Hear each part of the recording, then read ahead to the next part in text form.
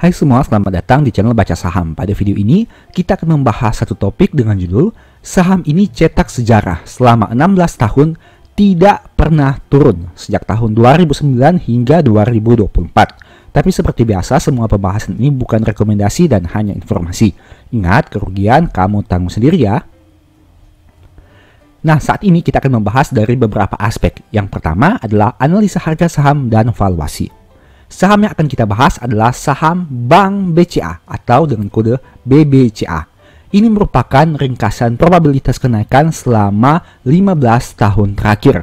Menariknya, sejak tahun 2009 hingga tahun 2024, teman-teman bisa melihat di sisi kanan hijau semua. Artinya, saham BBCA ini selalu mengalami peningkatan harga saham setiap tahunnya. Wow, sangat menarik.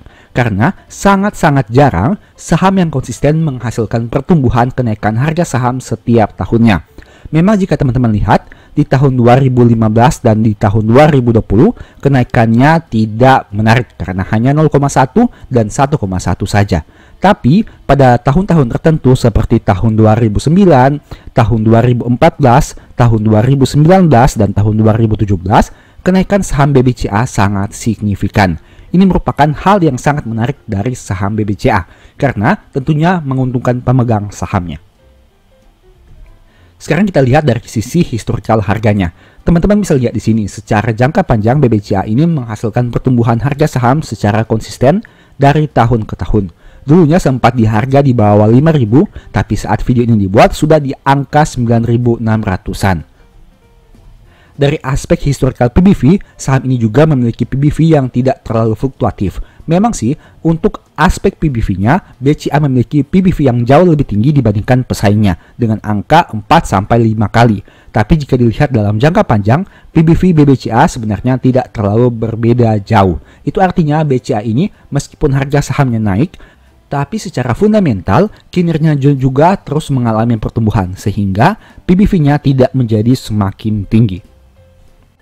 Harga BBCA saat video ini dibuat menurut saya masih kurang menarik dengan beberapa pertimbangan. Yang pertama, PBV-nya sudah tinggi.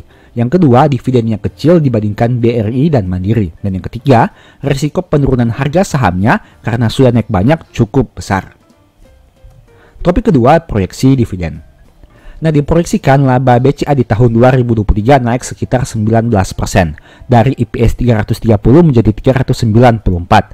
Apabila kita memasukkan unsur ini ke dalam dividen per share, maka yield yang sebelumnya adalah 2,2 akan naik tipis menjadi 2,6% dengan harga saham 9.625 dengan asumsi dividen payout rasionya sama. Kita lihat saja di tahun 2024 apa kebijakan dividen yang akan diambil oleh manajemen.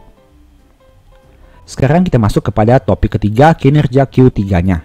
Dari aspek penyaluran kreditnya terlihat mengalami peningkatan untuk pinjaman pihak ketiganya dari 651 menjadi 705 triliun rupiah di tahun 2023 ini.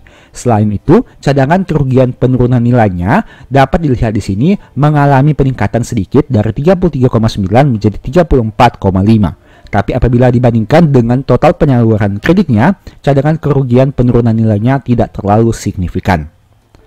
Kemudian dari aspek jumlah simpanan dari nasabah, terlihat juga mengalami peningkatan, di mana jika dilihat secara persatu, maka gironya mengalami peningkatan, untuk tabungannya mengalami peningkatan juga, dan depositonya mengalami peningkatan.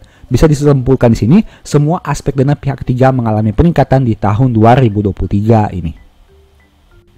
Kemudian dari aspek ekuitasnya yang juga mengalami peningkatan yang didominasi oleh saldo laba yang belum ditentukan penggunaannya. Ini menarik karena BCA memiliki saldo ekuitas khususnya saldo laba yang ditahan dengan nominal yang sangat besar, bahkan memiliki porsi terbesar dari ekuitasnya.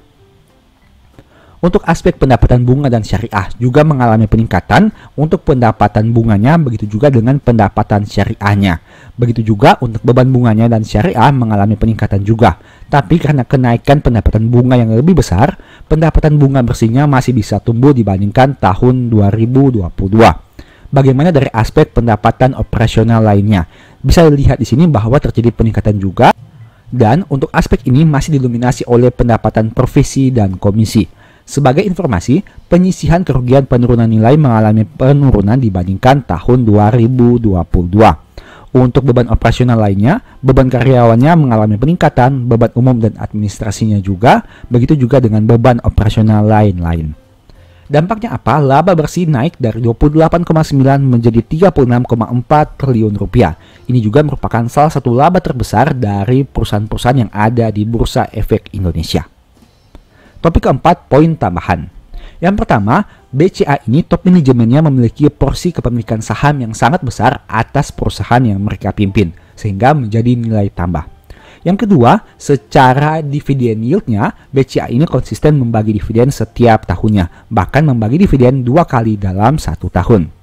Kemudian dari aspek profitabilitas, NPM dan ROE-nya juga sangat baik dengan angka di atas 20%. Itu artinya BCA masih mampu menghasilkan margin bersih yang besar. Kemudian dari aspek kenaikan harga sahamnya, dalam 5 tahun harga saham BCA masih naik 103% dan dalam 1 tahun masih naik 10,9%. Topik kelima, poin minus tentang saham ini. Tentu saja untuk aspek PBV-nya yang sudah sangat tinggi jika dibandingkan dengan BRI maupun Mandiri. Padahal secara pencapaian laba BCA masih lebih rendah dibandingkan laba dari BRI dan Mandiri, khususnya hingga Q3. Dari aspek dividen juga, saham BCA ini tidak terlalu menarik untuk yieldnya karena yield BCA masih lebih rendah dibandingkan 2 saham pesaingnya. Demikianlah pembahasan pada video ini. Selalu ingat bahwa semua saham bukan rekomendasi dan hanya edukasi. Segala risiko kerugian menjadi tanggung jawab kamu sendiri. Di video berikutnya ingin dibahas materi apa lagi? Tulis di kolom komentar ya. Sebagai informasi, channel YouTube Baca Saham sekarang ada 2. Pertama, Baca Saham yang fokus kepada review saham, dan Baca Saham dari nol yang fokus kepada edukasi saham. Berikut ini beberapa list ebook baca saham. Pertama, Stock for Living. Kedua, Strategi Nabung Saham. Ketiga, The Stock Market. Dan yang keempat, Cara Cepat Analisa Laporan Keuangan. Apabila tertarik, chat saja pada nomor WA yang ada. Sekian video ini, semoga bermanfaat. Thank you.